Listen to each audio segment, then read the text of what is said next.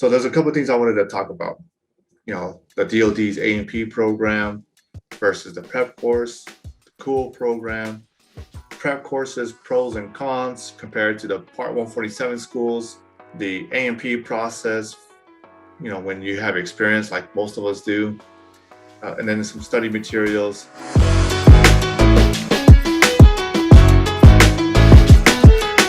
Hey Knuckle Busters, I'm Z from Code on Maintenance. Thank you for joining my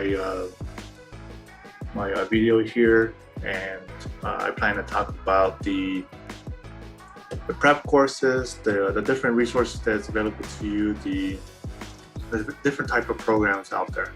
So please, if you haven't already, please subscribe to our YouTube channel, follow our page on Facebook, Code on Maintenance. I'll be providing a link to our audio podcast, so that way you can listen to it on your drive and things like that, and give you updates. Kind of be a news source, so that way when you go on your way to work, come back from work, you can listen and get some little updates. I'm going to be talking about the industry, what it's going to be like, the resources available to you, talking about the pros and cons of different resources out there that's available to you, and it's free for you.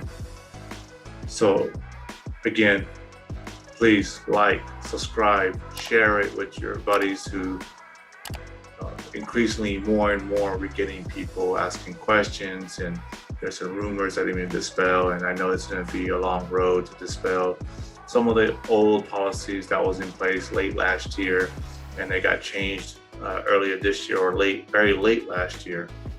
Share this information. I want to dispel as much of the rumors, or some, grow the awareness of the old policies. They only lived for a short period of time, but we continue to talk to students. And part of the process, every time I talk, somebody enrolls, we started implementing talking to everybody. Not to bug you, but just to get a more understanding of who you are. So thank you for taking the time to listen, to watch, and we need more people sharing this information because it's super valuable. We all know that the computers on your government computers really are slow, patched up with tons of security. I know AFIC, I've talked to them. There are a lot of hard workers in that office from Air Force School and A&P program. A lot of people who's trying to distribute this information, and I'm here to help them out and grow the awareness as well. I have a few talks with them. I plan to grow the awareness of their program along with ours, and hopefully we can create that partnership. It's nothing official, so don't go haywire on it. We've had people like that, just on their own little wagon with that stuff, but always trying to, the bottom line is to always help out military members, right? So I opened the doors for Code on Maintenance back in March of 2019. So it's only been a couple of years and a couple of months since we opened up. So our main mission here is to help out military aircraft technicians have a successful post-military life. Not everybody's going to stay in it. A lot of people don't have this lifetime career with the military. Most of us, we retire, we get out, go on with our second stage of our life.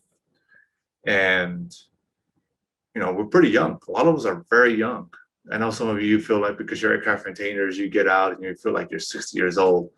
And in a way that you can feel that way, but you're super young. You're 37. Not a lot of us are over 40 years old when we get out of the military.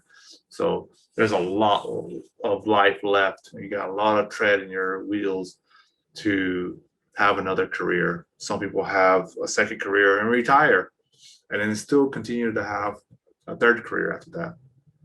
That's awesome.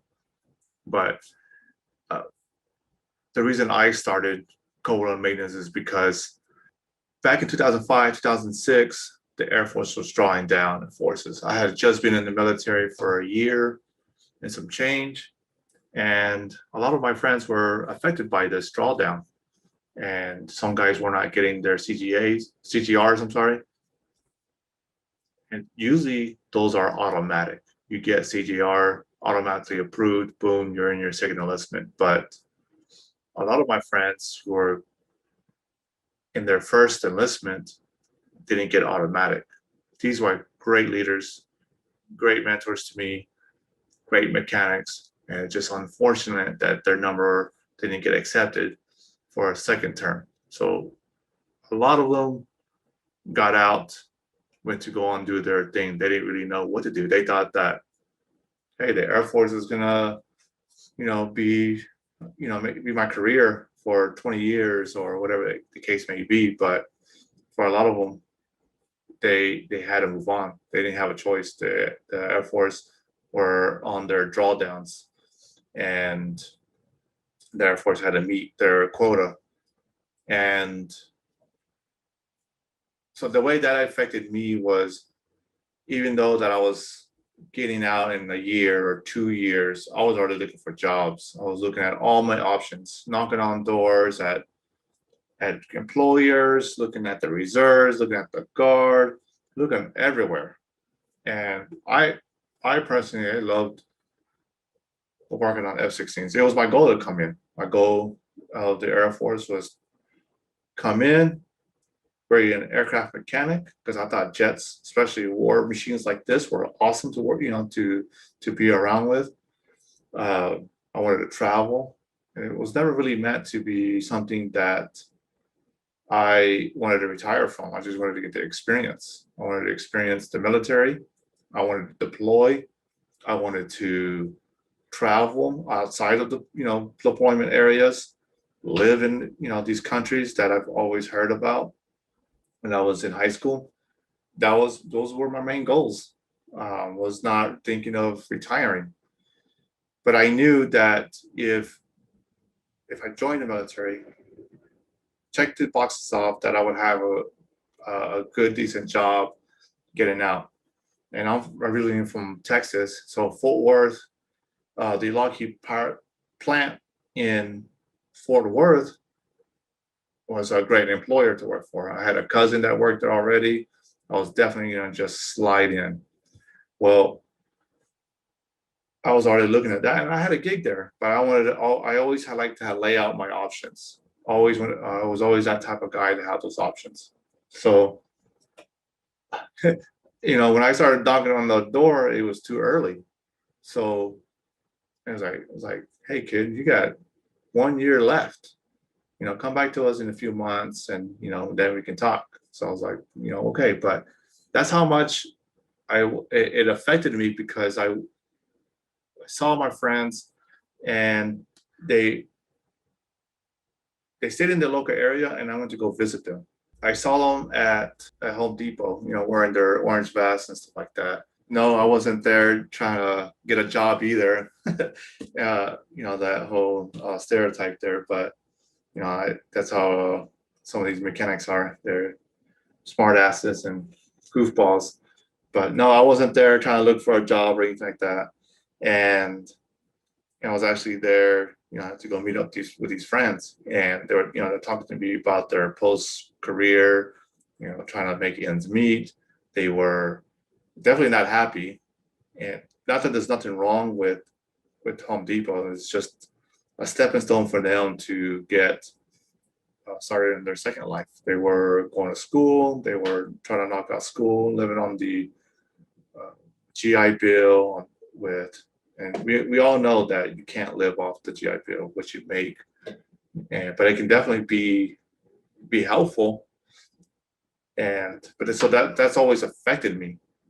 Again, I keep saying that is because it stuck to me my entire career. It's like, dang, Air Force, just like that, can just get rid of you or not accept you.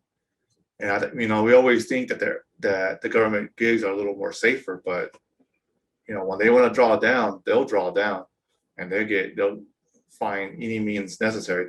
They'll do voluntary, involuntary, and I actually survived 3 drawdowns: 2006, What else? What was another one? 2012 was another one. Maybe I didn't do 3. I know for sure 2006, 2012. So yeah, I guess it's just 2. Sorry, my bad. And yeah, they'll take away benefits. They've done education benefits taken away. Just recently, 2020, they took away the not paying for prep courses.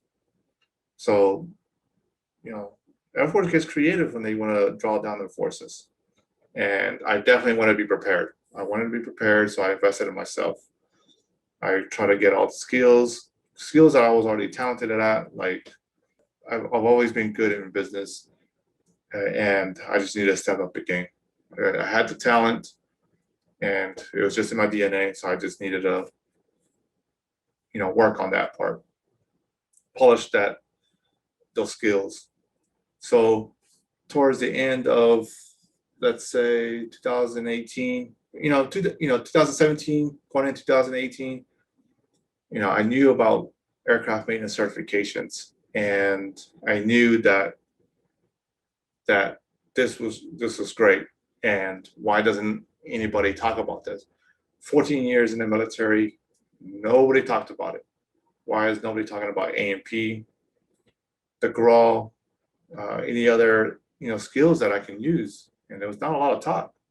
So I wanted to change that. I've already been dabbling with marketing, and I noticed that schools like Code One don't have a ad budget. I know because I talked to a lot of them, and so I wanted to change that.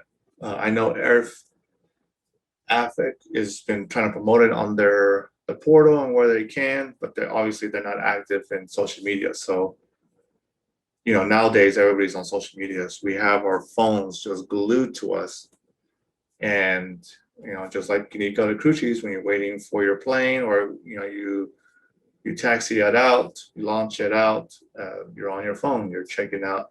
Most young guys, they're checking out Instagram and checking out Instagram models and stuff. So if I wanted to use the skills that I had to reach out and grow the awareness that, hey, a lot of you guys ladies have the skill that all you need to do is really just do a little prepping, a little bit of studying, well, actually a lot of studying, but you get the idea that you can test out and get a certification that can help you, be more marketable. More opportunities open up, and not having to really take these overseas gigs that a lot of my friends did. They'll get out and take a lucrative overseas gig, but they're away from their family. And what I wanted to do is that, hey, why you don't have to do this overseas gigs.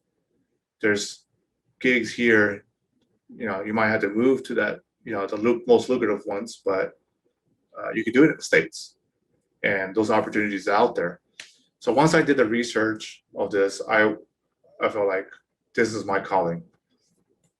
I have decent skills at marketing, decent skills at business, and what the military, the skills that we don't really think of being disciplined, being on time with things, and really overcoming our comfort zones has really, with those skills all combined, has really helped me build Code One.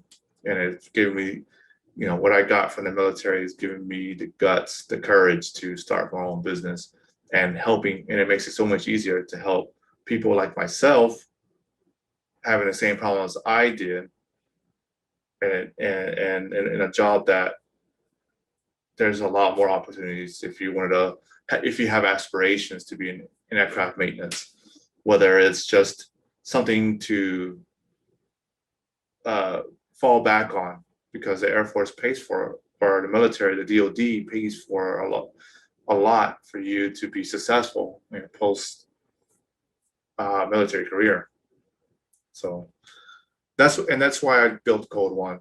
And what's unique about Code One, it's going to be is that we're gonna reach you somehow. We're gonna find a way to reach you, and not only make sure that you get your A&P, but we're gonna have other certifications. And then on top of that, uh, hopefully we can help you get a gig. You know, bring the awareness like, hey, you know, airport, you know, in Kentucky, across from Cincinnati, Louisville. I'm not familiar with the area. I'm sorry if I get all that messed up, but they're hiring. UPS, Amazon hub is growing there, and they want military mechanics.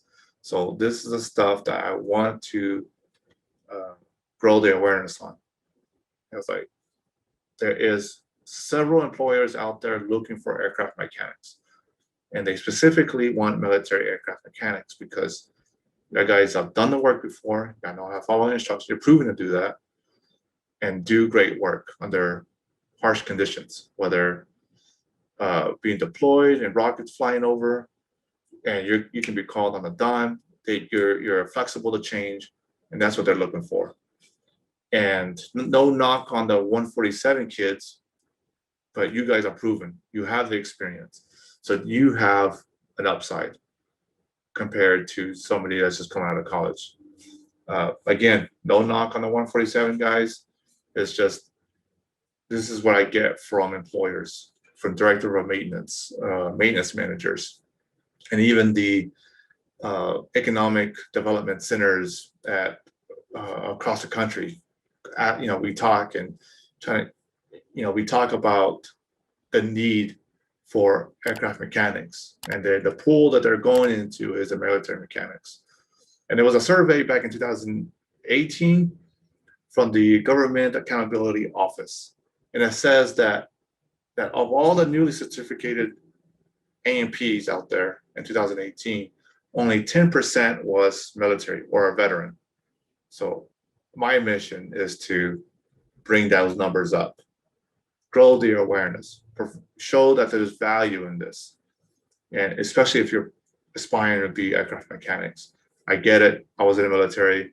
You know, there's tons of dumb politics in the military, and you want to get out.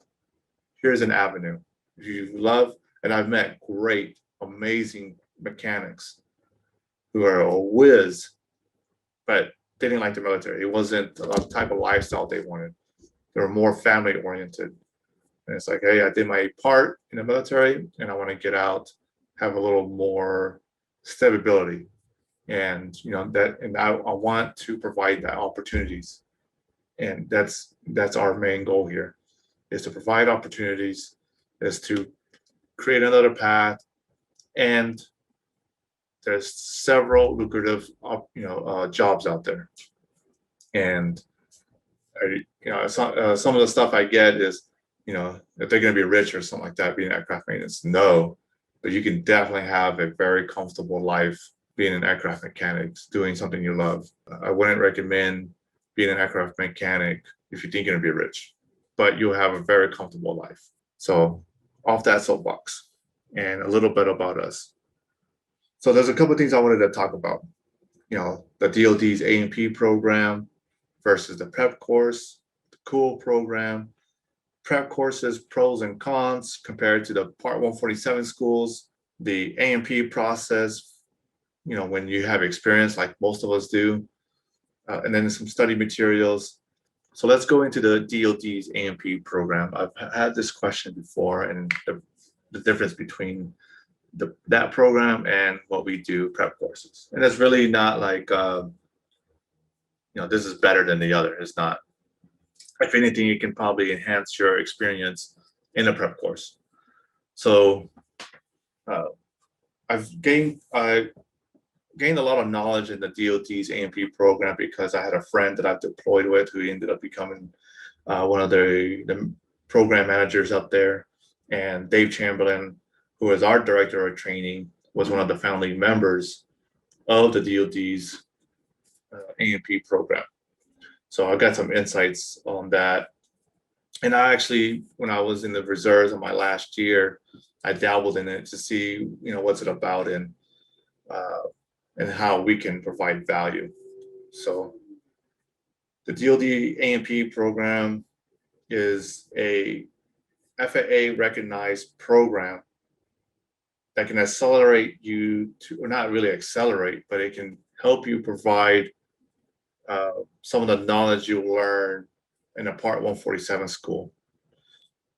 And if you want to see what kind of task or what some of the subjects you'll be learning in this program or in the A&P program, or even in an interview with an FAA, highly recommend Googling Part PART 147 Appendixes B, C, and D.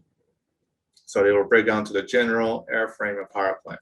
And it gives you a list of tasks a FSDO would like you to know about. And again, you don't have to be 100% proficient on these, and you don't have to know everything about them.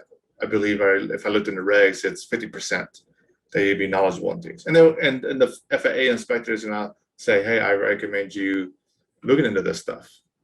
And you just dabble in it. But the DoD program, the DoD's A&P program, it will give you chapters for you to study.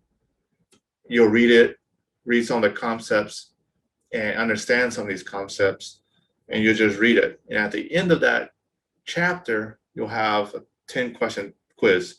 Again, it's been over a year, but that was the latest update that I received from my buddy who was the program manager and heading this kind of a redo on this program. And it's great. And it's a great knowledge to go through the books. You accomplish the reading and the quizzes. Then in the next step, you'll go and you'll talk to all these different AFSCs like sheet metal, how to do some of these tasks.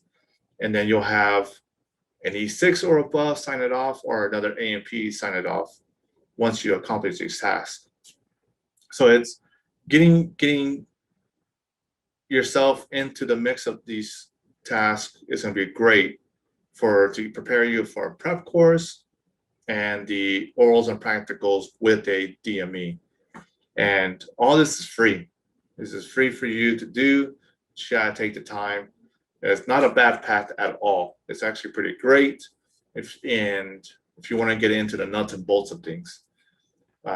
Because in the prep course, it's fast-paced. It's super fast, and you're really not. You are learning things, but not in the pace you want. You're gonna be learning things really fast, and it could be overwhelming. It's all day, all night studying, and you might have to do some of these tasks. Like here, if you didn't feel comfortable with the project that we did, we go over it so you can be proficient in it. And instead of just running you through. And some guys, they pick it up really fast, but if you don't get it just before your test, we can go over some of this tasks. That's a great thing about the size that we have, is that we can make that time and go back. And we also have videos so you can learn. So if it's late at night and nobody's around, you can check out our videos. But the DoD's A&P program gets you in the books, quiz yourself after each of those chapters, and then you have an opportunity to go perform some of these tasks. I don't know how many tasks there is that this program has you to do, but it's a great program. And then after you're done with this program, you could get your FAA Form 8610-2, but I think they just revised it. They'll send you a certificate of eligibility, and it'll have all the seals from the branches and this diploma-looking certificate. And you can use that to go into the test centers. Everywhere you go, you need to have an FAA-approved documentation, whether it's the COE, Certificate of Eligibility, or your FAA Form 8610-2, aka tickets. So, like I said, the prep course is fast-paced. Some of these are 2 to 3 weeks long, and it's a lot of studying. And you're not going to know everything about it. A little Cessna 172. The prep courses are perfect for people who really don't care about what's the content. They just want to pass their exam and get their certificate so they can go back to work on their multi-million-dollar aircraft. But there is some guys who want to work on bug beaters, work on sets. And let me tell you, super simple aircraft, super simple, like easy to work on. It's like working on in a 50s Chevy. Simple systems, nothing really complex. And if you have a chance to go work on some of these, get some practice, go get some experience, go work on it. And if you want to take the 147 school, go ahead. It's if you want to get into that deep down into it, you can. But if you're the type who want to go work on a very highly advanced aircraft, uh, maybe it's not for you to go 147 school because they don't really dive deep into that stuff. And going into a prep course just to get in, get out, those, if you're the type that wants to go back and work on multi-million-dollar aircraft just to get a certificate to satisfy what the employers are looking for, a prep course is perfect for you. And even if you're not a strong studier, you might just be prepared that you might take a couple of extra tests because it's very, very overwhelming, the information that you have to study. And we typically try to work with people to give them extra days, couple of days to do that, because it could be stressful taking multiple tests of the same test and then coming back with your tail between your legs that I didn't pass the first time. And that's something that we are really working on to minimize that part, minimize the failures on the first exams. So that's some of the differences. Prep courses, in and out, knock it out. All right, cool program. For the Army and for the Air Force, they do pay for prep courses. The policies have changed, especially since the beginning of 2021. Air Force reversed their decision to pay for prep courses.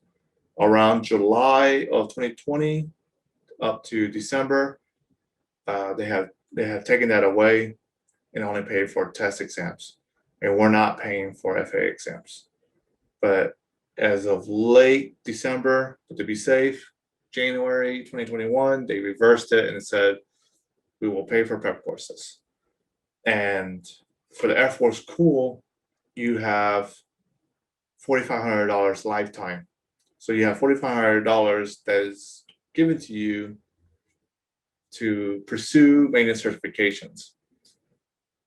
That's AET, GRAW, AMP, and whatever other certifications are out there for sheet metal. And you can just go on Air Force Cool, check what you're eligible for on your on Air Force Cool, because they have, if you're eligible, and they'll put your AFSC. It brings a list of all the AFSCs that you're eligible for. I highly recommend taking advantage of that. And and then sometimes you're gonna be you might run out. And this is not for me to take your money, anything like that.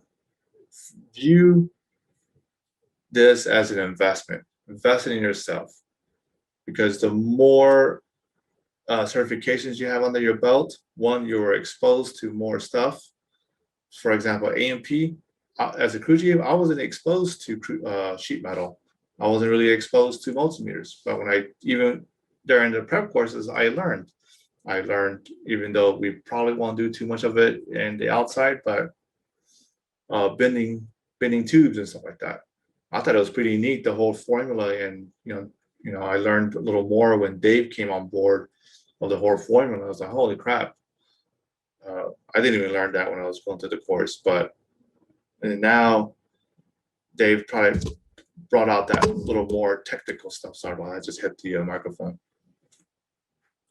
And knowing that was pretty cool. I was like, oh, I wish I knew that in the military. Or knew how to drill screws out. Man, imagine the time that I would have saved waiting for sheet metal. You know how many long nights I had waiting for those guys?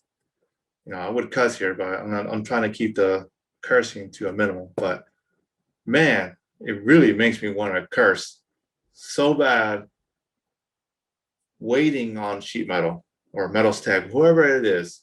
You guys are the same. I don't care what I say. Now I know I'll get grief about this, but if I would have got my jobs done faster. I would have had a lot more earlier nights. It's a game changer. And once I learned, I remember I was working phase, and a lot of nights or days would be waiting, or I'll get a job, I'll come in the next day, the job's still waiting, still pending, because and this would help out sheet metal. This would help out sheet metal if we were versed in the knowledge how to do this. You can make it just for 7 levels, but this skill is super important for mechanics to learn, because it's just, we can be a little more efficient, a little more valuable in the outside when we gain that A&P. Even as an airman, or a sailor, or a soldier, learning how to take something out so simple like that and get our job done faster. I'm impatient. I don't want to leave my job to somebody else. I really hate that. So I like to knock my job out. I have a mission. I want to knock it out. I don't want nobody else to do it. So those are some of the things I learned in the A&P. So back to the cool program. As of this year, 2021, Air Force will pay for prep courses. I still talk to students who say that it's not paid for, but it is. And please share this. I'll make a little cut for this. Share this information. Halfway through this video, hey, Air Force does pay for prep courses. All right, cool. For the Army side of things, from what I understand is that you have $4,000 every year to pay for maintenance certifications. Take advantage of that. There's a high rate of people getting out and moving on, working on helicopters, and it's a great gig. They need helicopters. They're looking for that. You guys are hard workers, and they look for Army guys or Army soldiers who can work in tight places. They're looking for your type, and it's a new program. So this is why I'm making this video, so that way you can share this, you can provide this information. It used to be where you get reimbursed, and I've dealt with that before too. But now there's credentialing assistants, and they pay for everything up front. And I actually like their program a lot better. I feel like there's a more connection with me and the Army, and there's a onboarding process with us and also with the soldier. And there's a lot of education centers, assistances that will help you out and guide you along through. And I've had great experiences with some of these education centers on base. Cool programs do pay for prep courses, and take advantage of that. Not really taking advantage of it, it's for you to use. Sign up, knock out some education. Certifications do come with credits. RGRAL, 9 credits. AET, 5 credits towards your CCIF or any kind of related degrees. And your A&P that I know of for the airmen, you get 30 to 32 credits. So check that again with your education office, but I haven't heard anything otherwise. You get 30, 32 CCF credits. That really knocks out half your schooling. And if you get it done in 2 weeks, instead of taking months and semesters out of school, you can knock out half your associate's degree getting your A&P. All right, so that's some geez whiz for you guys. All right, so the next topic I'm going to talk about is prep courses, the pros and cons. Pros and cons. A lot of them are 2 to 3 weeks. It's a lot of information, and you're studying all day, all night. What I tell a lot of students is, especially if I'm talking to them on the phone before they come, I try to warn them about all this because I definitely don't want to be cursed at. I get cursed at sometimes when students come to class and they were not expecting this at all. And so I try to warn them now before they come in. So it's a lot of information. There's a lot of studying, and I do my best to help you how to retain some of this information, how to explain some of the concepts, some tips on the exams, and it's just very overwhelming. If you're a strong student, it's not a problem for you. If you're a decent student, not a problem for you. If you're not a strong student like I'm not, I had to have hours of consultation from a memory champion. And there's a video that I made with him on YouTube. So if you want to get some tips and advice on how to study, go to that video, and I'll post it up so that way you can easily click on it. But pros, if depending on your goals, and you're just trying to get your certificate so you can go work for FedEx, perfect. Go do your 2 weeks, knock it out, and get your certificate so you can satisfy that in and gain some money with that. Do it. And a lot of us crew chiefs especially we want to know the nuts and bolts of everything. And you just got to think about your time. No knock on 147 schools. It's great for some people, but be aware that when you go to 147 school, it's going to be 18, 24 months. And some of the aircraft you're going to be learning on is going to be older aircraft from the 60s and 70s. And you might dabble here and there with some, newer aircraft, some airline type aircraft like a Boeing 727 or 767. You might dabble into some of that, or dabble a little bit with a business jet like a Bombardier CRJ. You might dabble in that, but you're going to be learning a lot with some of these what they call bug beaters in the industry, the general aviation. So Cessna 150s, Cessna 172s, and so just to be aware that you're going to be learning that. And if you talk to them about a prep course, some of them are 6 weeks, and so they're going to try to drag you on to do their 18, 24 months, even though you have the experience, you have the tickets just to test out. So there's that. For the prep courses, for like Code 1, it's 2 weeks, a lot of studying, and highly recommend kind of prepping before you come in. And for Code 1, we provide that material so you can get as much prep before you come in, and so you can have a successful experience here and you go home with your A&P. Pros, time-wise. If you want to if it's something, if the time is very important to you and you don't want to be in school for, 6 weeks, 8 weeks, 18 months, whatever it is, this is for you. Highly recommend it. Just know that you're going to be studying a lot in those 2 weeks because it's a lot of cramming. And unfortunately, you will learn, but one of the big knocks that we get is you really don't learn anything. You're just studying the exam. Okay, but that's what a lot of us, how we learned in our K through 12 school. You're studying the exams. And there's really not much practical stuff. When you're on 147 school, a lot of instructors have admitted to me they just test the exam. This is what you'll see in the exam. This is what you'll see in the exam.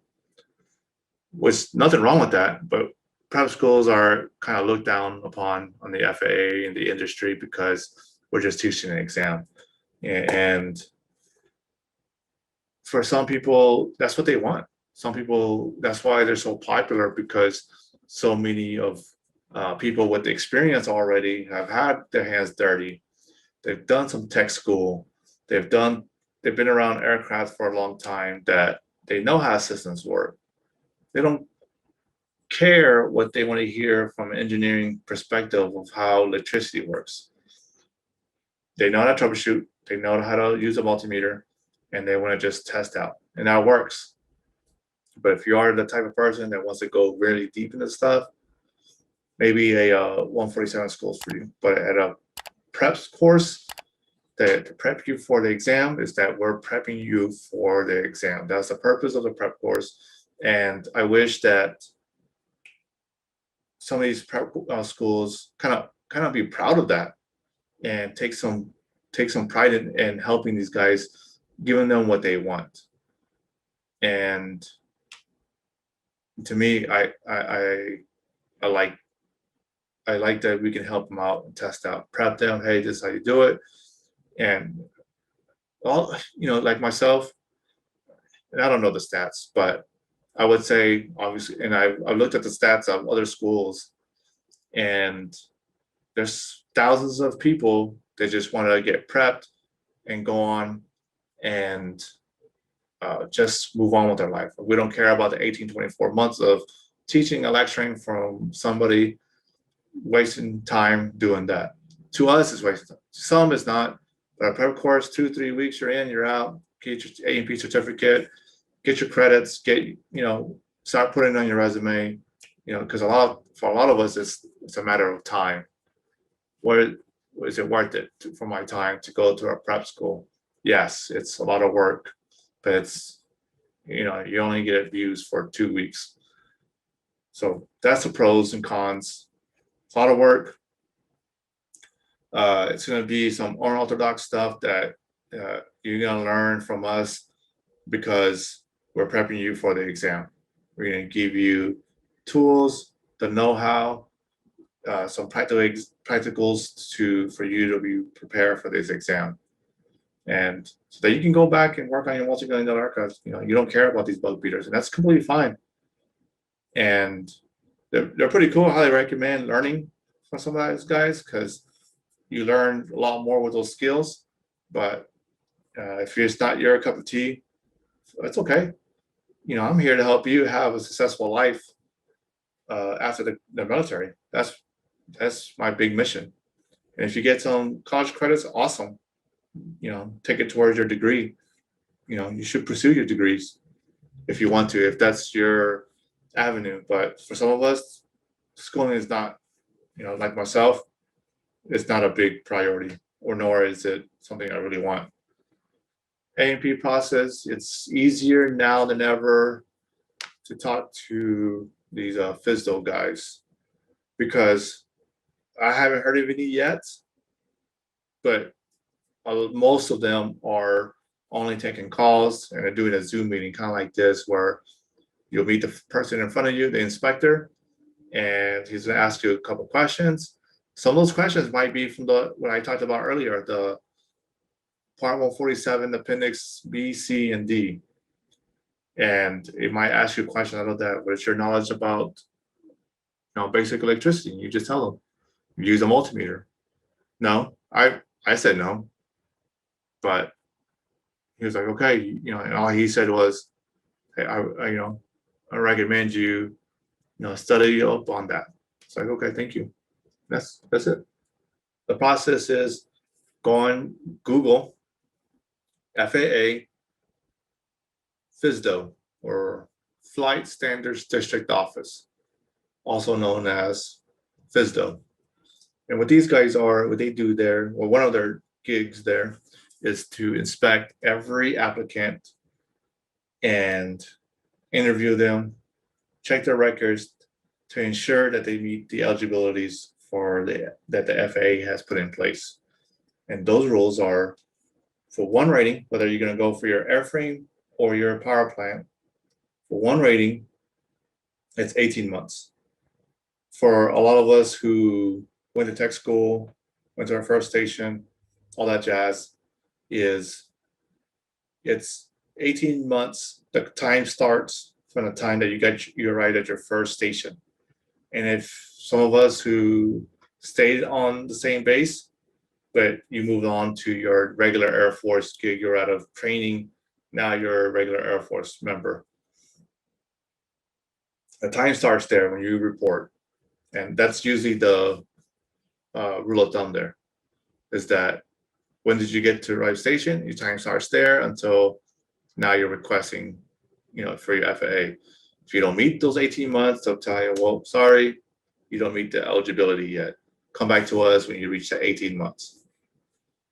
And if you're trying to pursue both ratings, it's 30 months. So, but you have to have the practical experience on both. So if you've done engine runs, maybe changed out some hydraulic driven pumps, some igniters, servicing, troubleshooting in there, whether there's even electricity, all that counts towards your time, practical experience, and changing out tires, changing out some hydraulic components, servicing the aircraft, that all goes to that time.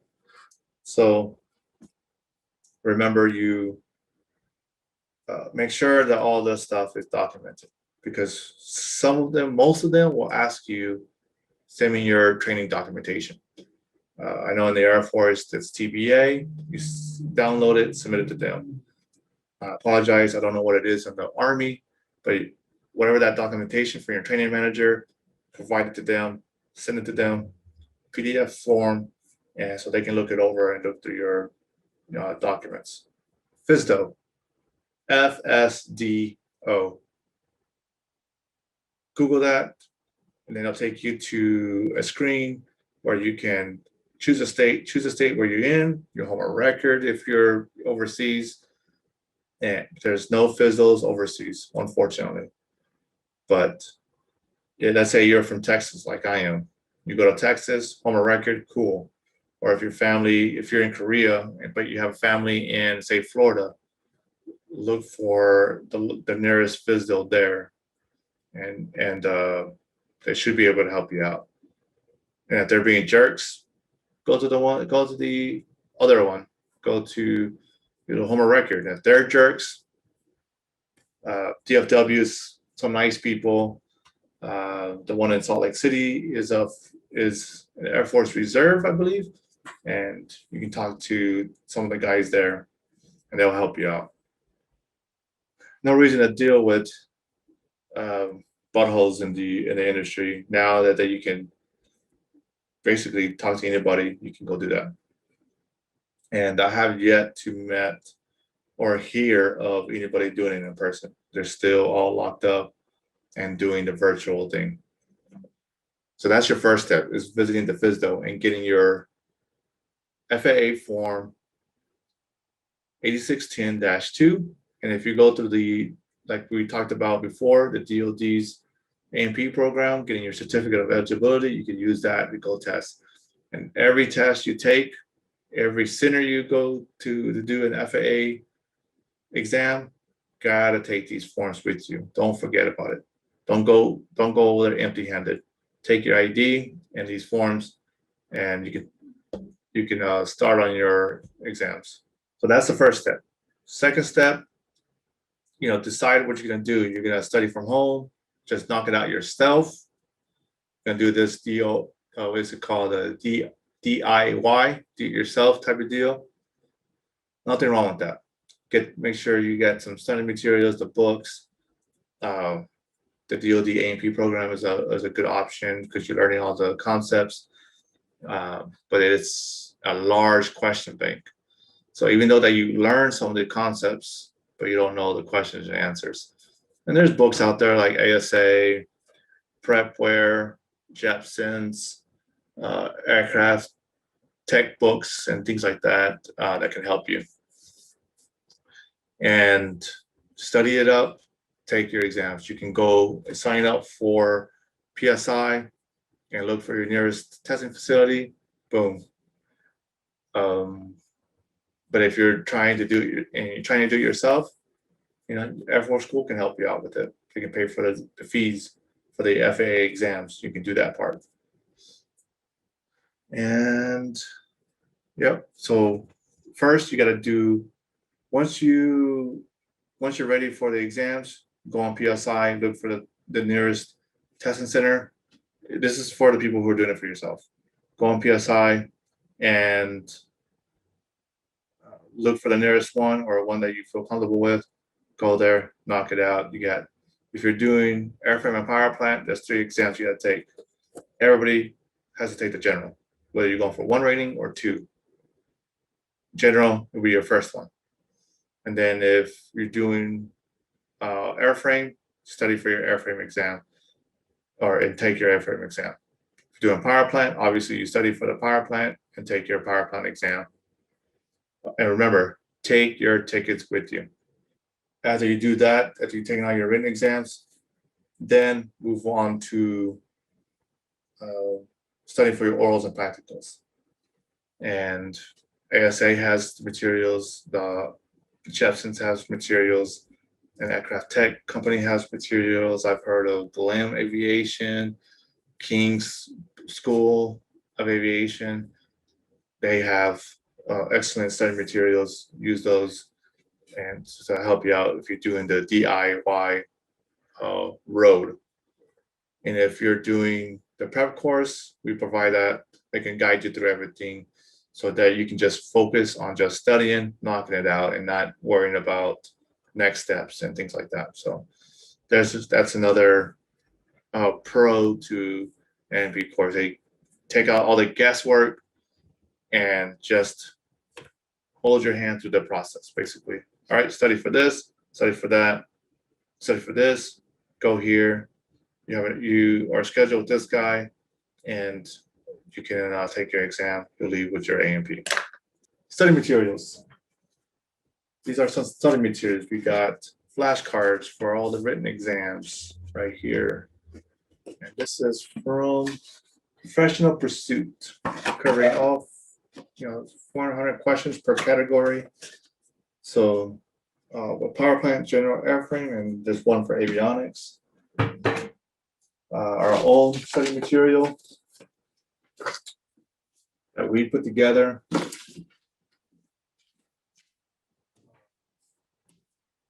then there's the FAA material that FAA wants you to study. So here's the airframe book.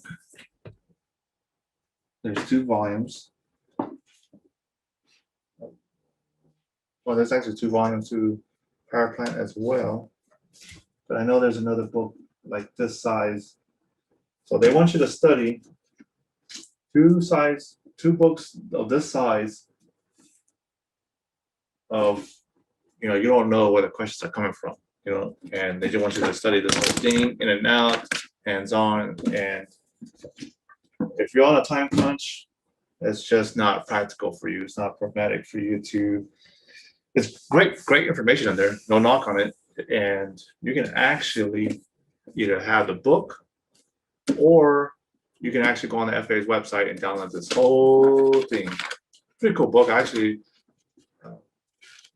Good information on here, but it's just goes over really in depth some of the stuff, and you decide if it is valuable to you. But here's a general book, a lot of great information, but at the same time, there's a lot of information on there that you need to know so you can pass the exam. Will you use it?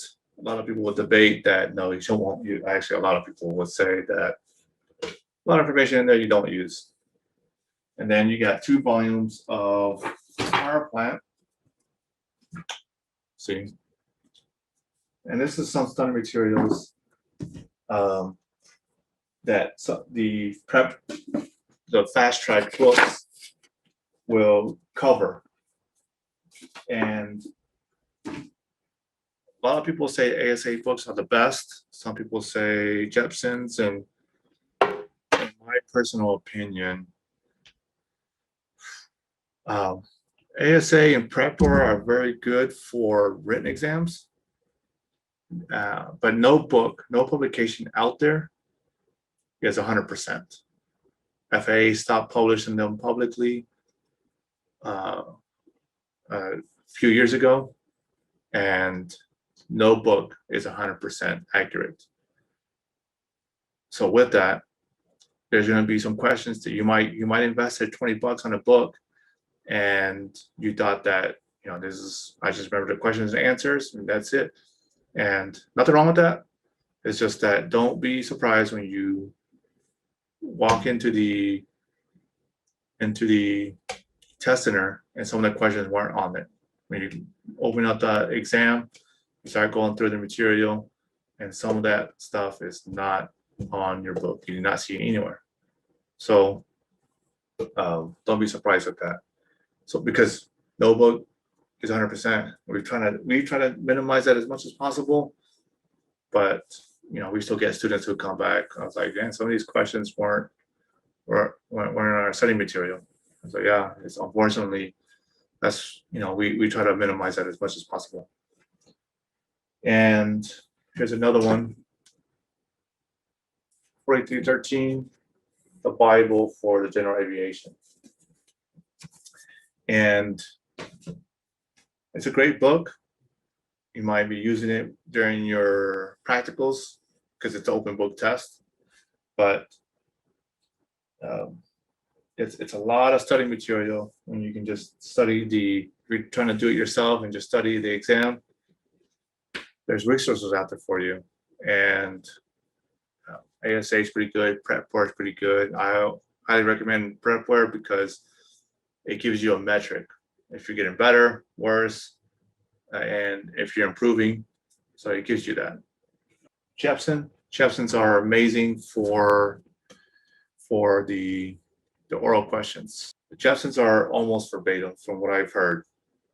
Very helpful, and you can always feel confident with that book.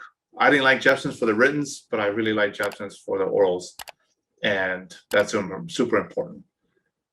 And we provide both, ASA, Prepware, and the Jepsons, and we reimburse people for using the Prepware because we want to see a metric. It gives us a clear cut of where you are, if you're improving.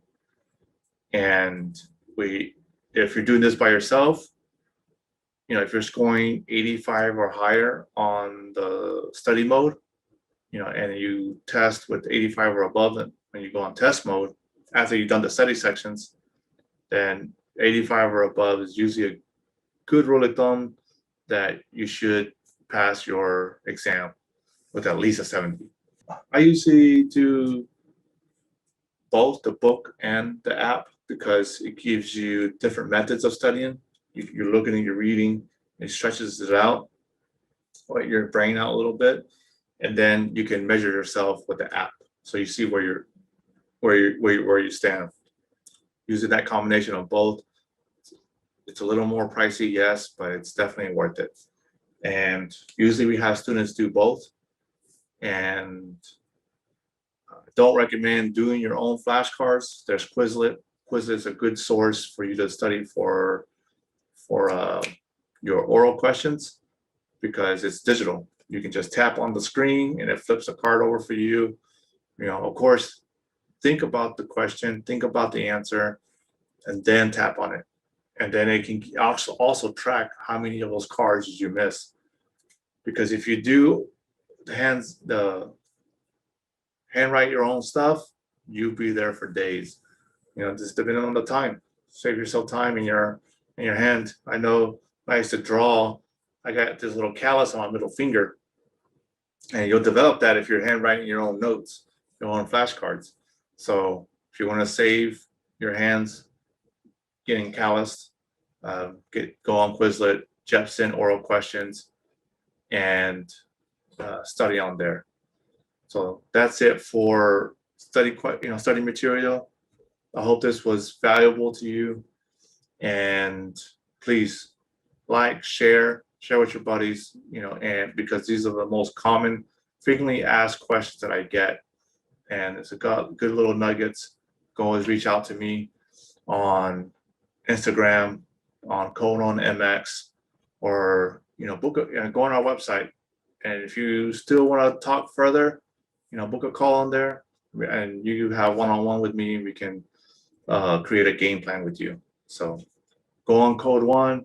One of the first things you'll see is a little link to book a call, and let's talk. Let's see. We can create a work plan for you to execute, schedule something, and help you through this entire process. And even if you don't come through us, if you want to get some information, talk about, hey, should I do this, yourself? I can hook you up with a test center. We can look up a test center for you, and or help you go through a process. Cool. So that's it. That's all I have. Thank you for watching. If you made it this far, and please again share this information. It is much needed because I didn't get it in 14 years, and this needs to go out because we need to grow the awareness on this. Thank you. Thank you for the time. Really, really appreciate it.